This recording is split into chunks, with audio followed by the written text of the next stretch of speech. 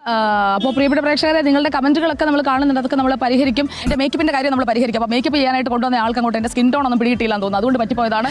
അപ്പോൾ എന്നെ കളിയൊക്കെ നോക്കിയിട്ട് എലി വെള്ളത്തിൽ വീണ പോലെ ആയി എന്നൊക്കെ പറഞ്ഞ് എന്നെ എലി എന്ന് വരെ വിളിച്ചു.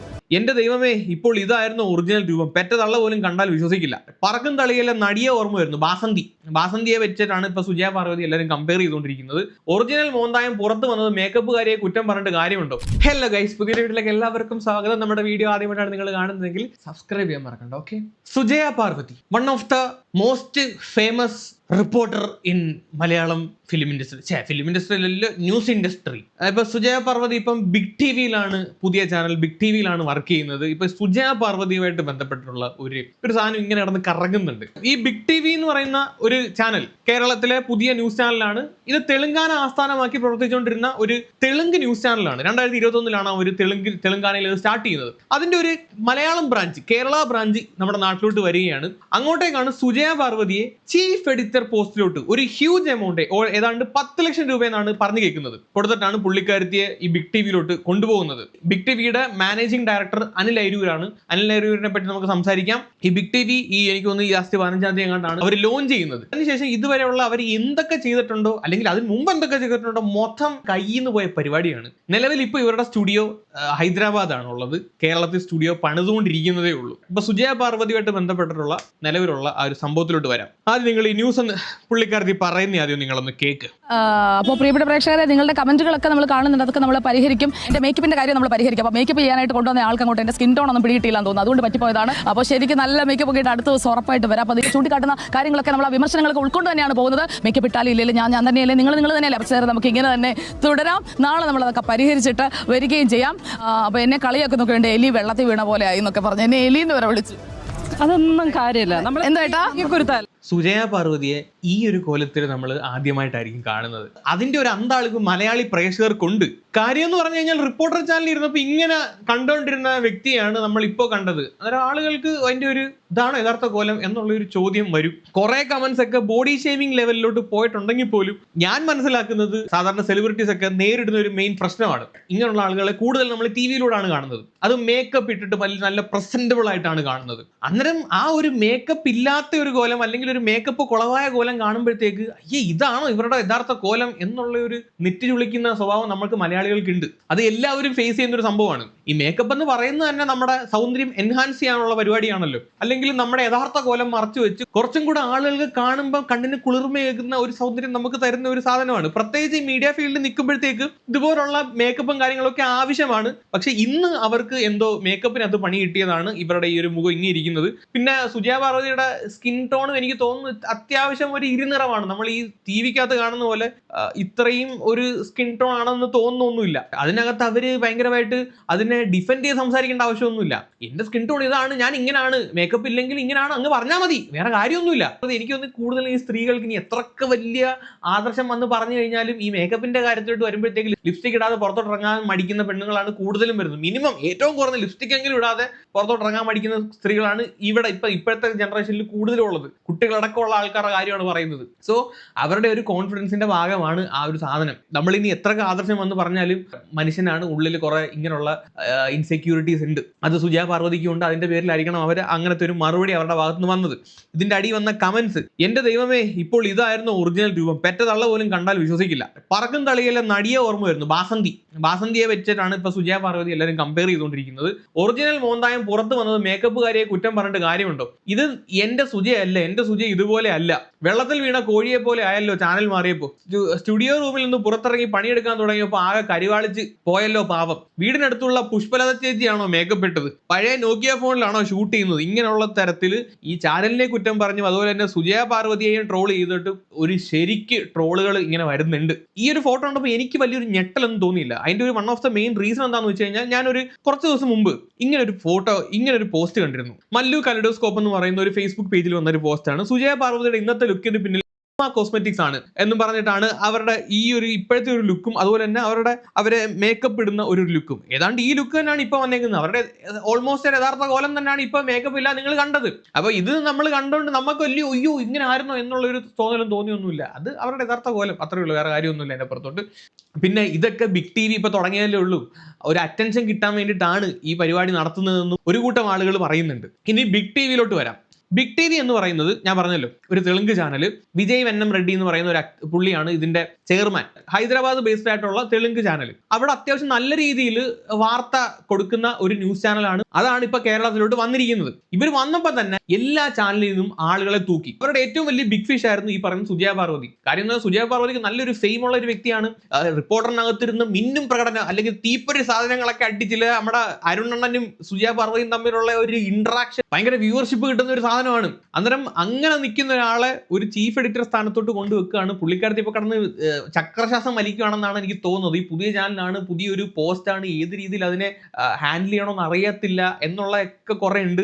പിന്നെ ഇതിന്റെ പുറകിൽ ചുക്കാൻ പിടിക്കുന്ന ഒരു വ്യക്തി എന്ന് പറഞ്ഞു കഴിഞ്ഞാൽ അനിൽ അയിരൂരാണ്. അനിൽ അയിരൂർ എന്ന് പറയുന്ന പുള്ളിയെ സ്ക്രീനിന്റെ മുന്നിൽ നമ്മൾ അധികം ആരും കണ്ടു കാണത്തില്ല. സ്ക്രീനിന്റെ പുറകിലാണ് ഇദ്ദേഹം അധികം കളിച്ചിട്ടുള്ളത്. അനിൽ അയിരൂരിനെ പറ്റി നമ്മുടെ മറുനാടൻ പറയുന്ന ഒരു പുള്ളിയുടെ ഒരു വീഡിയോയുടെ ഒരു ചെറിയൊരു വാങ്ങാൻ വെക്കാം. അന്നേരം നിങ്ങൾക്ക് കുറച്ചും കൂടെ കാര്യം മനസ്സിലാവും ആരാണ് ഇദ്ദേഹം എന്ന്. അത്തരമൊരു ശക്തി കേന്ദ്രമാണ് അനിൽ അയിരൂർ എന്ന കഥാപാത്രം. മുംബൈ സെന്റ് സേവിയേഴ്സിൽ നിന്ന് പഠിച്ച് ജെയിൻ സാറ്റലൈറ്റിൽ കരിയർ ആരംഭിച്ച അനിൽ പിന്നീട് ഏഷ്യാനെറ്റിലേക്ക് വരികയാണ്. ഏഷ്യാനെറ്റിൽ വളർന്ന് പ്രോഗ്രാം ഹെഡായി മാറുകയും ചെറിയ പ്രായത്തിൽ തന്നെ ഏഷ്യാനെറ്റ് പ്ലസിന്റെ ലോഞ്ചിങ് നടത്തുകയും ചെയ്തു. ചാനലുകൾ പ്രവർത്തിക്കേണ്ടതിന്റെ സാങ്കേതിക മികവിനെ കുറിച്ച് ഏറ്റവും നല്ല ധാരണയുള്ള ആളാണ് അനിൽ അയിരൂർ. ഏഷ്യാനെറ്റ് പ്ലസിൽ നിന്നിറങ്ങി ജീവൻ ടിവിയിൽ കുറച്ചു കാലം പരീക്ഷിച്ചെങ്കിലും ഏറെ വൈകാതെ ശ്രീകണ്ഠൻ നായർക്കൊപ്പം മഴവിൽ മനോരമയിലേക്ക് പോയി.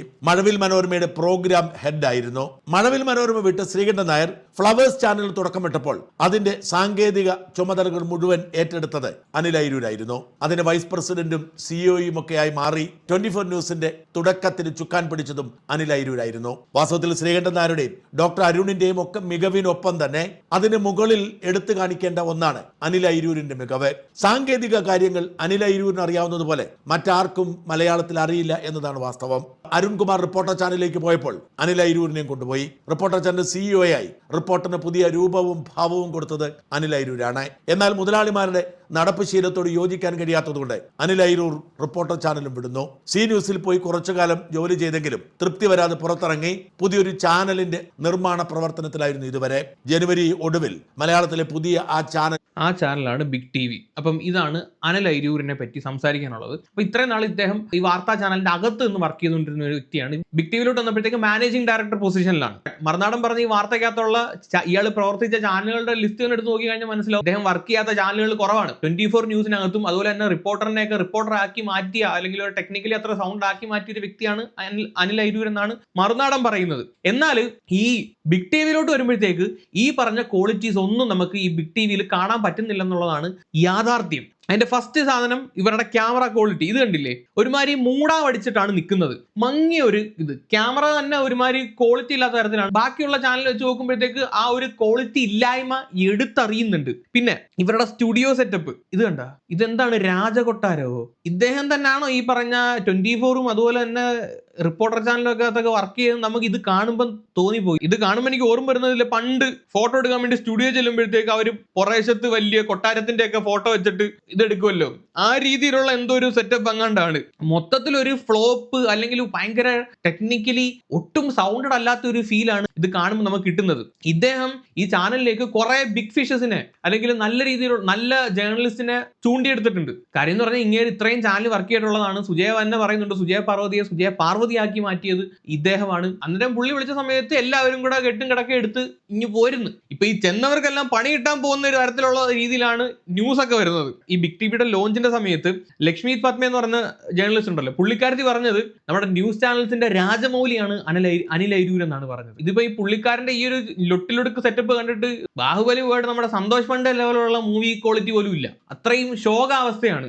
ഈ ചാനൽ ഇവർ തുടങ്ങിയ സമയത്ത് തന്നെ ഇവർക്ക് പണി വാളിക്കൊണ്ടാണ് തുടങ്ങുന്നത്. കാര്യം എന്താന്ന് വെച്ച് കഴിഞ്ഞാൽ ഇവർ തുടക്ക സമയത്ത് കഥാറിസ് എന്ന് പറയുന്ന ഒരു ഫേസ്ബുക്ക് പേജ് ഉണ്ട്. ഫേസ്ബുക്ക്, ഇൻസ്റ്റാഗ്രാം അതുപോലെ തന്നെ യൂട്യൂബ്, ഈ 3 പേജസും അല്ലെങ്കിൽ ഈ 3 സോഷ്യൽ മീഡിയ പ്ലാറ്റ്ഫോമും ഈ കഥാറിസ് എന്ന് പറയുന്ന ചാനലിന്റെ ആയിരുന്നു. ഈ കഥാറിസ് എന്ന് പറഞ്ഞു കഴിഞ്ഞാൽ നമ്മുടെ ഈ നീലക്കുയിലിന്റെ ഒക്കെ പോലുള്ള ഒരു ചാനലാണ്. ഈ പുറകെ നടന്നിട്ട് വന്നിട്ട് ഈ വീഡിയോ എടുക്കുക അല്ലെങ്കിൽ എവിടെയെങ്കിലും ഈവന്റിനൊക്കെ വീഡിയോ എടുത്ത് ഇടുന്ന ഒരു ചാനലാണ്. ഇവരുടെ ഇൻസ്റ്റാഗ്രാമിനകത്ത് നേരത്തെ ഇപ്പോൾ ഇല്ല, ആ വീഡിയോ എല്ലാം ഡിലീറ്റ് ചെയ്ത് കളഞ്ഞു. നിലവിൽ ഇപ്പോൾ ഈ ബിഗ് ടിവിയുടെ ന്യൂസുമായിട്ട് ബന്ധപ്പെട്ടുള്ള വീഡിയോസ് മാത്രമേ അതിനകത്ത് ഉള്ളൂ. നേരത്തെ നോക്കിക്കഴിഞ്ഞാൽ ഈ കഥാറിസിന്റെ വീഡിയോസ് നമുക്ക് ഇവരുടെ ഇൻസ്റ്റാഗ്രാമിനകത്ത് വർഷങ്ങൾക്ക് മുമ്പ് ആഡ് ചെയ്തിട്ടുള്ളത് കാണാൻ പറ്റുമായിരുന്നു. ഫേസ്ബുക്കിനകത്താണ്ട് ഇവരുടെ ഈ പേജിന് 1.4 മില്യൺ എങ്ങാണ്ട് ഫോളോവേഴ്സ് എന്തോ ഉള്ളായിരുന്നു.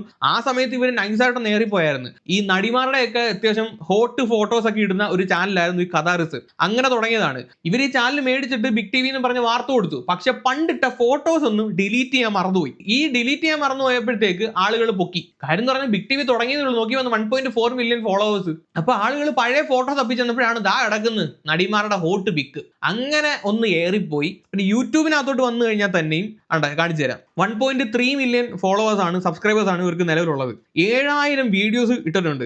ഓൾഡർ വീഡിയോ എടുത്ത് നോക്കുകയാണെങ്കിൽ, അല്ലെങ്കിൽ പോപ്പുലർ ഓൾഡസ്റ്റ് വീഡിയോ എടുത്ത് നോക്കുകയാണെങ്കിൽ 7 കൊല്ലം മുമ്പുള്ള ഓൾഡസ്റ്റ് വീഡിയോസ് ഒക്കെ കാണാൻ പറ്റും. വിച്ച് മീൻസ് ഇവർ ഈ കഥാറിസ് എന്ന് പറയുന്ന ചാനൽ തന്നെയാണ് ഇവർ യൂട്യൂബ് ചാനൽ മേടിച്ചിട്ടുള്ളത്. മനസ്സിലായ? പെട്ടെന്ന് ഒരു വലിയൊരു പ്ലാറ്റ്ഫോം ഉണ്ടാക്കാൻ വേണ്ടിയിട്ട് ഒരു ചെറിയൊരു ഞുറുക്ക് വഴി അങ്ങനെ ആദ്യം ഒന്ന് ഏറിപ്പോയായിരുന്നു ഈ ടീംസ് എല്ലാം കൂടെ. അതാ പറഞ്ഞ തുടക്കം തന്നെ ഇവര് പാളലായിരുന്നു, മൊത്തം പാളിപ്പാളിയാണ് സാധനം തുടങ്ങിയ സമയത്തും ഈ പറയുന്ന ക്യാമറ ക്വാളിറ്റി ഇല്ല, കൊട്ടാര സെറ്റപ്പിലുള്ള സ്റ്റുഡിയോ, അതുപോലെ തന്നെ നേരത്തെ കാണിച്ച പോലെ റിപ്പോർട്ടറിന്റെ ഒരു പ്രോഗ്രാം ഉണ്ടല്ലോ, മീറ്റ് ദ എഡിറ്റർ എന്ന് പറഞ്ഞ പ്രോഗ്രാം, ഈ പ്രോഗ്രാമിന്റെ സെയിം കോപ്പി അടിച്ചിട്ടാണ് ഇവർ ഇപ്പൊ ഇവിടെ എല്ലാവരെയും കൂടെ വട്ടത്തിൽ പിടിച്ചിരുത്തിയിട്ട് പ്രോഗ്രാം നടത്തുന്നത്. അതും ഒട്ടും കണ്ടിരിക്കാൻ വലിയ രസമൊന്നുമില്ല. അതിന് പുറമെ ഈ അനിൽ അയിരൂർ എന്ന് പറയുന്ന പുള്ളിയും ഇതിന്റെ കൂട്ടത്തിൽ കയറിയിട്ടുണ്ട്. ഇദ്ദേഹം ജേർണലിസ്റ്റ് അല്ല, ഇദ്ദേഹം ടെക്നിക്കലി അത്യാവശ്യം കാര്യങ്ങളൊക്കെ അറിയുന്ന വ്യക്തിയാണ്. പക്ഷെ ഇദ്ദേഹം ഇപ്പോൾ ഒരു ജേർണലിസ്റ്റ് ആവാൻ വേണ്ടി ശ്രമിച്ചുകൊണ്ടിരിക്കുകയാണെന്ന് തോന്നുന്നു. ബിഗ് ടിവിക്ക് മുൻപും ശേഷവും എന്ന രീതിയിൽ മലയാള വാർത്താ ചാനലുകൾ അടയാളപ്പെടുത്തണം എന്നതാണ് എന്റെ ആഗ്രഹം. അത് മിക്കവാറും നല്ല രീതിയിൽ അടയാളപ്പെടുത്തുന്ന സാധ്യതകൾ ഞാൻ കാണുന്നുണ്ട്. ബിഗ് ടിവിക്ക് മുമ്പ് ശേഷവും. ഇതിന് ശേഷം വരുന്ന ഇനി മലയാള ചാനലുകാർ മിക്കവാറും പറയുന്നതുകൊണ്ട് ബിഗ് ടിവി എന്ന് പറയുന്നൊരു ചാനലുണ്ട്, അതുപോലെ ആവല്ലേ ഇത്. കാര്യം എന്ന് പറഞ്ഞു കഴിഞ്ഞാൽ തുടങ്ങിയപ്പോൾ തന്നെ ഈ രീതിയിൽ പണിപാളുന്ന ചാനൽ വേറെ വന്നിട്ടില്ല, അതുകൊണ്ടാണ്. പിന്നെ ഇവരുടെ വേറൊരു പ്രത്യേകത എന്താണെന്ന് വെച്ച് കഴിഞ്ഞാൽ ഇവർ ഏത് പ്രോഗ്രാം ഡിസൈൻ ചെയ്താലും അതിന്റെ പേരിന്റെ ഫ്രണ്ടിൽ ബിഗ് എന്നുണ്ടാവും. ഇപ്പം ഈ എഡിറ്റോറിയലിന്റെ മീറ്റ് ദ എഡിറ്റർ എന്നാണല്ലോ മറ്റേ അതിന്റെ പേര്, ആരുടെ നമ്മുടെ റിപ്പോർട്ടർ ടിവിയുടെ എല്ലാവരുടെ വട്ടമേശ സമ്മേളനത്തിന്റെ പേര്. അത് തന്നെ അമ്മര് വേറെ ചാനലിൽ നിന്ന് കോപ്പി അടിച്ചതാണ്. അത് കോപ്പി അടിച്ചിട്ടാണ് ഇവർ ഇത് ബിഗ് എഡിറ്റോറിയൽ എന്നും പറഞ്ഞിട്ട് ഇറക്കിയേക്കുന്നത്. അത് പറഞ്ഞേ ഏത് സാധനം ഇറക്കിയാലും അതിന്റെ ഫ്രണ്ടിൽ ബിഗ് എഡിറ്റോറിയൽ ഉണ്ടാവും. ഇത് കഴിഞ്ഞ ശേഷം ഒരു ബസ്സിന്റെ പരിപാടി ഇറക്കി, അതിന്റെ പേര് ബിഗ് ബസ്. ബിഗ് ബസിന്റെ സാധനം നമുക്കൊന്ന് കാണാം. ബിഗ് ബോസ് അല്ല കേട്ടോ, ബിഗ് ബസ്. പ്രിയപ്പെട്ട പ്രേക്ഷകരെ, ബിഗ് ബസിന്റെ യാത്ര തുടരുകയാണ്. ബിഗ് ബസിന്റെ യാത്ര, അതെ, ബിഗ് ബോസ് യാത്ര തുടരുകയാണ്. ബിഗ് ബോസ് ഇപ്പോ നമ്മള് എവിടെ വരെ എത്തിയെന്ന് നോക്കുമ്പോ നമ്മളിപ്പോ കേരള സ്റ്റേറ്റ് ഇലക്ട്രിസിറ്റി ബോർഡിന്റെ ബോർഡൊക്കെ കാണുന്നുണ്ട്. നമ്മൾ ഇത് വാർത്താ ചാനലാണോ അതോ ബ്ലോഗിംഗ് ചാനലാണോ? നമ്മൾ ഇവിടം വരെ എത്തി. ഇവർ ഈ എഡിറ്റേഴ്സിനെയൊക്കെ തൂക്കിയെടുത്തുകൊണ്ട് വണ്ടിക്കകത്തിട്ടിട്ട് അങ്ങ് യാത്ര ചെയ്യുകയാണ്, ഓടിയടന്ന് റിപ്പോർട്ട് ചെയ്യാൻ വേണ്ടിയിട്ട്. പക്ഷെ വന്നൊരു ഫ്ലോപ്പ് പരിപാടിയായിട്ടാണ് എനിക്കത് ഫീൽ ചെയ്യുന്നത്. ഞാൻ കുറച്ചൊന്ന് കാണിച്ചു തരാം. ഇവരെന്തൊക്കെയോ പറയാൻ വേണ്ടിയിട്ട് ശ്രമിക്കുന്നുണ്ട്, പക്ഷെ ഒന്നും അങ്ങോട്ട് വരുന്നില്ല. നിങ്ങളതൊന്ന് കണ്ടോ? ഒരു പ്രഭാതത്തിന്റെ ഒരു പ്രസരിപ്പ് എന്ന് പറഞ്ഞു കഴിഞ്ഞാൽ അത് എത്രത്തോളം ഒരു സന്തോഷം ഉണ്ടാക്കുന്ന കാര്യമാണെന്നുള്ളത് പ്രേക്ഷകർക്ക് പറഞ്ഞു തരേണ്ട കാര്യമില്ലല്ലോ. നമ്മൾ നല്ല രീതിയിലുള്ള ഒരു പ്രഭാതം പൊട്ടിവിട എന്തൊക്കെയോ പറഞ്ഞ് ഒപ്പിക്കാൻ വേണ്ടി നമ്മൾ നല്ല രീതിയിലുള്ള പ്രഭാതത്തിന്റെ പ്രസരിപ്പ്, പ്രഭാതം പൊട്ടി വിടരുന്നു ഗൈസ് സമയം എന്നൊക്കെ പറയുന്നതാണ് ഒരു രാവിലെ 6 മണി മുതൽ ഒരു അതെ, പ്രഭാതം പൊട്ടിവിടരുന്നത് പിന്നെ വൈകുന്നേരം 6 മണിക്കല്ലല്ലോ, രാവിലെ 6 മണിക്കാണല്ലോ പൊട്ടിവിടരുന്നത്. 7:30 വരെയുള്ള സമയം പ്രഭാത സൂര്യൻ ഇങ്ങനെ ഉദിച്ചു കയറി വരുമ്പോൾ, അതെ, രാവിലെ പ്രഭാത സൂര്യൻ ഉദിച്ചു കയറി വരും. പുതിയ അറിവാണ് ഗൈസ്, പുതിയ അറിവാണ്, ബിഗ് അറിവാണ്. അതിന് ചുറ്റുമുള്ള വൃക്ഷങ്ങളും അതുപോലെ തന്നെ പ്രഭാത സൂര്യൻ പൊട്ടിയുണർന്നു വൃക്ഷങ്ങൾ മാറി ഇത് ഡാൻസ് കളിക്കും. കടലോ കായലോ അങ്ങനെയുള്ള ജലാശയങ്ങളൊക്കെ ഏറ്റവും മനോഹരമായി. ഇത് എങ്ങോട്ടാ പോകുന്നത്? പ്രഭാത സൂര്യൻ പൊട്ടി വരുന്നു, വൃക്ഷങ്ങൾ ഡാൻസ് കളിക്കുന്നു, ഇനി ജലാശയത്തിൽ പോയിട്ട് മത്സ്യങ്ങൾ തുള്ളിക്കളിക്കുവോ കാണപ്പെടുന്ന ഒരു സമയമാണ് ഈ പ്രഭാതം എന്ന് പറയുന്നത്. അപ്പൊ നിങ്ങൾ അറിയത്തില്ലായിരുന്നു, നമുക്ക് അറിയത്തില്ലായിരുന്നു കേട്ടോ. പ്രഭാത സൂര്യൻ പൊട്ടിവിടുന്ന സമയമാണ് പ്രഭാതം എന്ന് പറയുന്നത്. ഒരിക്കലും മിസ് ചെയ്യരുതാത്ത ഒരു കാഴ്ച എന്ന് പറഞ്ഞു കഴിഞ്ഞാൽ ഇതൊക്കെ തന്നെയാണ്. അപ്പൊ ആ മനോഹരം, അതെ, എല്ലാ ദിവസവും നിങ്ങൾ എല്ലാവരും രാവിലെ എണീറ്റിട്ട് പ്രഭാത സൂര്യൻ പൊട്ടിവിടുന്നത്, പൊട്ടിവിടരൂ എന്നും പറഞ്ഞിങ്ങനെ നോക്കിയിരിക്കണം കേട്ടോ. ഒരിക്കലും മിസ് ചെയ്യരുത് ഗൈസ്, ഒരിക്കലും മിസ് ചെയ്യരുത്. മനോഹരമായ കാഴ്ചകളാണ് നമ്മൾ പ്രിയപ്പെട്ട പ്രേക്ഷകരെ ആദ്യം കാണിക്കാൻ പോകുന്നത്. അയ്യോ, നമ്മളെ കാണിക്കാൻ വേണ്ടി ടൂറ് പോവുക. ഈ വാർത്ത വായിക്കുന്ന ടീംസ് എല്ലാം കൂടെ എക്സ്കർഷന് പോവുക കേട്ടോ, നമ്മളെ കാണിക്കാൻ വേണ്ടിയിട്ട്. നമ്മൾ എന്തൊക്കെയാണ് ഇവർ കാണിക്കാൻ പോകുന്നത് നമുക്ക് നോക്കാവേ. കൂടുകയാണ് വൈപ്പിനിലേക്കുള്ള വഴിയിലാണ് നമ്മളിപ്പോ ഒരു പാലത്തിന്റെ അടുത്ത് നമ്മൾ ആദ്യം പാലം കണ്ട്, വൈപ്പിൻ പാലം കണ്ട് കൂടി നേരെ വരാപ്പുഴ അതിരൂപതയുടെ വഴിയേ പോവുകയാണ്. ആണ് ഞങ്ങളുടെ ബിഗ് ബസ്, ബിഗ് ടിവിയുടെ ബിഗ് ബസ്. നമ്മള് തിരുവനന്തപുരത്ത് നിന്ന് തുടങ്ങിയ യാത്രയാണ്. ആ യാത്രയില്ല നോക്ക്, ഞാൻ നേരത്തെ പറഞ്ഞു കണ്ടില്ലേ, ഒറ്റയ്ക്കൊരു കൊക്കൊക്കെ പറന്നു പോകുന്നുണ്ട്. അയ്യോ, കൊക്കിനെയൊക്കെ നമുക്ക് കാണിച്ചു തന്നു കേട്ടോ. കൊക്കിനെയൊക്കെ കാണാത്തവര് കണ്ടോണേ. അത് കൊക്കല്ലേ? സൂര്യോദയം. അയ്യോ, സൂര്യോദയം കാണിച്ചു തന്നു. മാലിപ്പുറത്തെ സൂര്യോദയം, ആ കാഴ്ചയാണ് നമുക്ക് പ്രേക്ഷകർ. ശരിയാണ്, ഇത് സത്യം പറ. നിങ്ങള് ഈ ബിഗ് ടി വി എന്ന് പറഞ്ഞ ബിഗ് വ്ളോഗ് വല്ലതും ആണോ പരിപാടി? ഇത് കൊള്ളാൻ കേട്ടോ. ന്യൂസ് ചാനലിനുള്ള മാറ്റിയിട്ട് ഇതൊക്കെ പിടിച്ചു വെച്ചിട്ടുണ്ട്. ഒന്നാമതേ ഇപ്പം നമ്മുടെ നാട്ടിലെ ന്യൂസ് ചാനൽസിന് ഒന്നും ഒരു വിലയുമില്ല. വിലയില്ലെന്ന് പറഞ്ഞു കഴിഞ്ഞാൽ മറ്റേ മാർക്ക് റേറ്റിംഗ് ഭയങ്കര കുറവാ കമ്പാരിറ്റീവ്ലി നമ്മുടെ ന്യൂസ് ചാനൽസിന്. ഇപ്പം കുറച്ച് നാൾക്ക് മുമ്പൊക്കെ 140 റേഞ്ച് നിന്ന സാധനങ്ങളൊക്കെ ഇപ്പൊ ഒരു 100 റേഞ്ചിലോട്ട് വന്നിട്ടുണ്ട്. ഈ ബാർക്ക് റേറ്റിംഗ് വെച്ചിട്ടാണല്ലോ ഈ ബ്രോഡ്കാസ്റ്റിംഗ് ചാനൽസിന്റെ ഒക്കെ ഒരു മൂല്യം കണക്കാണ്, അല്ലെങ്കിൽ റേറ്റിംഗ് മനസ്സിലാക്കുന്നത്. അപ്പോൾ ഒന്നാമതേ നമ്മുടെ ന്യൂസ് ചാനൽസിന് റേറ്റിംഗ് വളരെ തീരെ കുറവാണ് കമ്പാരിറ്റീവ്ലി അതർ ചാനൽസ്. ഇപ്പൊ ഫോർ എക്സാമ്പിൾ ഏറ്റവും വലിയ എന്റർടൈൻമെന്റ് ചാനലായിട്ട് നിൽക്കുന്നത് നമ്മുടെ ഏഷ്യാനെറ്റ് ആണ്. ഏഷ്യാനെറ്റിന്റെ ഒരു റേറ്റിംഗ് എന്ന് പറഞ്ഞു കഴിഞ്ഞാൽ എനിക്ക് തോന്നുന്നു 700 ഒക്കെയാണെന്ന് തോന്നുന്നു, ഇപ്പൊ കുറഞ്ഞൊന്നും അറിയത്തില്ല. എന്നാൽ ന്യൂസ് ചാനൽസിലോട്ട് വരുമ്പോഴത്തേക്ക് ഇവരുടെ റേറ്റിംഗ് സ്റ്റാർട്ട് ചെയ്യുന്നത് 100ലാണ്. സ്റ്റാർട്ട് ചെയ്യുന്നല്ല, എൻഡ് ചെയ്യുന്നത് 100ലാണ്. 100 ടാപ്പോട്ടാണ് ഇപ്പൊ വരുന്നത്. അതാ പറഞ്ഞ കമ്പാരിറ്റീവ്ലി ഈ ന്യൂസ് ചാനൽസ് കാണുന്ന ആളുകൾ വളരെ കുറവാണെന്നാണ് എനിക്ക് തോന്നുന്നത്. ബാക്കി നമുക്ക് ബാക്കി ഇവരുടെ വ്ളോഗ് കാണാം ഗൈസ്. എസ് വിജയകുമാർ പറഞ്ഞ പോലെ നല്ല മനോഹരമായ ഒരു സൂര്യോദയം കാണിച്ചുകൊണ്ട് തന്നെ നമുക്ക് തുടങ്ങാം. തോട്ടിലെ സൂര്യോദയം കാണിക്കാൻ കൊണ്ടുപോയിരിക്കുകയാണ് ഗൈസ് നമ്മൾ. അപ്പോ സുപ്രഭാതത്തിലേക്ക് വീണ്ടും സ്വാഗതം എല്ലാ പ്രിയപ്പെട്ട പ്രേക്ഷകർക്കും. സൂര്യോദയം കണ്ടില്ല എന്ന് പറയില്ല. ബിഗ് ടി വി നമ്മളെ രാവിലെ തന്നെ സൂര്യോദയം കാണിച്ചു തന്നിട്ടുണ്ട് കേട്ടോ. നമ്മൾ ഇന്നത്തെ ദിവസം വാർത്തകളും വിശേഷങ്ങളും ഒക്കെ പങ്കുവയ്ക്കും. അതോടൊപ്പം തന്നെ ജനകീയ വിഷയങ്ങളിലും ഇടപെട്ടുകൊണ്ടാണ് നമ്മുടെ ഈ ഒരു ജനകീയ വിഷയങ്ങളിൽ ഇടപെടും ഗൈസ്. ജനകീയ വിഷയം, നമുക്ക് എന്തൊക്കെ ജനകീയ വിഷയങ്ങളിലാണ് ഇടപെടുന്നത് നോക്കാം.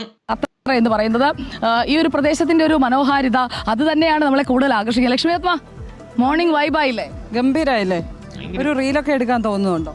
അത് നല്ലൊരു ഐഡിയ ആയിരിക്കും. അത് പൊള്ളി ഐഡിയ ആയിരിക്കും. ക്യാമറ അങ്ങോട്ട് മാറ്റി വെച്ചിട്ട് 2 ഡാൻസ് അങ്ങോട്ട് കളിച്ചിട്ട് റീലൊക്കെ വൈബ് സെറ്റ് അങ്ങോട്ടാവട്ടെ. റേറ്റിംഗ് പറക്കും. ചീഫ് എഡിറ്റർ എന്നുള്ള രീതിയിൽ സുജയ പാർവതിയുടെ റീല് രാവിലെ എല്ലാവർക്കും കടി കണ്ടിറക്കി കഴിഞ്ഞാൽ പൊളിക്കും. പാട്ടൊക്കെ ഇട്ടിട്ട് എടുത്തുള്ള ബിഗ് ടി വി എന്നൊക്കെ പറഞ്ഞ് അങ്ങോട്ട് 2 ഡാൻസ് അങ്ങോട്ട് കളിക്കുന്നുണ്ട്. വൈബായിരിക്കും. എന്തായാലും കോപ്പറാൻ കാണിക്കാൻ ഇറങ്ങിയേക്കുമല്ലോ, പിന്നെ സെറ്റ് ആയിരിക്കും. ഇല്ല, ഞാൻ ജനകീയ വിഷയങ്ങളിൽ ഇടപെടാൻ വന്നതുകൊണ്ട് നമുക്ക് ആ വിഷയം ജനകീയ വിഷയങ്ങളിൽ ഇടപെടാൻ വന്നിട്ട് റീൽസ് എടുക്കാൻ സമയമില്ല, സോറി കേട്ടോ. മറ്റേ അവിടെ ലക്ഷ്മി പത്മ റീൽ എടുക്കാനുള്ള വൈബിലാണെന്ന് തോന്നുന്നു ഇരിക്കുന്നത്. എന്തായാലും ബാക്കി പോകണം. അപ്പോൾ നമ്മുടെ യാത്ര നമ്മളിങ്ങനെ മുന്നോട്ട് പോവുകയാണ്. ആ രീതിയിൽ മുന്നോട്ട് പോയി കഴിഞ്ഞാൽ വെള്ളത്തിൽ കിടക്കും കേട്ടല്ലോ. അങ്ങനെ അങ്ങ് പോയല്ലേ.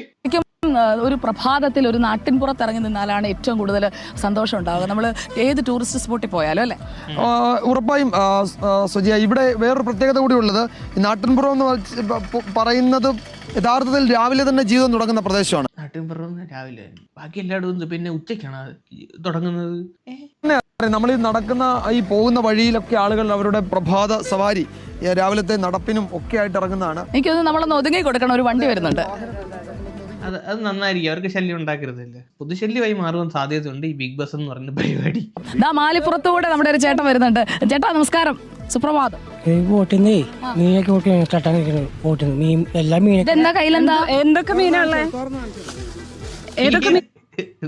ഇന്ന് മീൻ മേടിക്കാൻ ഇറങ്ങിയതാണെന്ന് തോന്നുന്നു. കറി വെക്കാനൊന്നും കിട്ടിയില്ലയോ രാവിലെ? ബിഗ് ബസ്സിന് അത് മീൻ മേടിക്കാൻ ഇറങ്ങിയതാ. അയലയുണ്ട്, മത്തിയുണ്ടോ? മത്തിയില്ല. ഒരു കിലോ എടുത്തെങ്കിൽ പിന്നെ. ജനകീയ പരിപാടികളിൽ ഏർപ്പെടുന്ന സുജയ പാർവതിയാണ് ഗൈസ് നമ്മളിപ്പോ കണ്ടോണ്ടിരിക്കുന്നത്. ഇതെന്താ? ഇത് നമ്മുടെ ചെമ്പല്ലി കിളിമീനാണ്. അപ്പൊ അയലയുണ്ട്, കിളിമീനുണ്ട്. അപ്പൊ നമുക്ക് അയലയുണ്ട്, കിളിമീനുണ്ട്, മത്തിയുണ്ട്, ചൂറയുണ്ട്. അപ്പൊ ഇങ്ങനെയൊക്കെയുള്ള പരിപാടിയാണ് നമ്മുടെ വേള നടന്നുകൊണ്ടിരിക്കുന്നത്. നല്ല ഫ്ലോപ്പ് ആയിട്ടുണ്ട് കേട്ടോ, നല്ല ഫ്ലോപ്പ് ആയിട്ടുണ്ട്. ഈ രീതിയിലാണ് മുന്നോട്ട് പോക്കെങ്കിൽ പെട്ടിങ് കിടക്കൊക്കെ എടുത്തുകൊണ്ട് ഹൈദരാബാദിൽ നിന്ന് എല്ലാ എണ്ണത്തിനും തിരിച്ചു വരാൻ പെട്ടെന്ന് സാധിക്കുമെന്നാണ് എനിക്ക് തോന്നുന്നത്.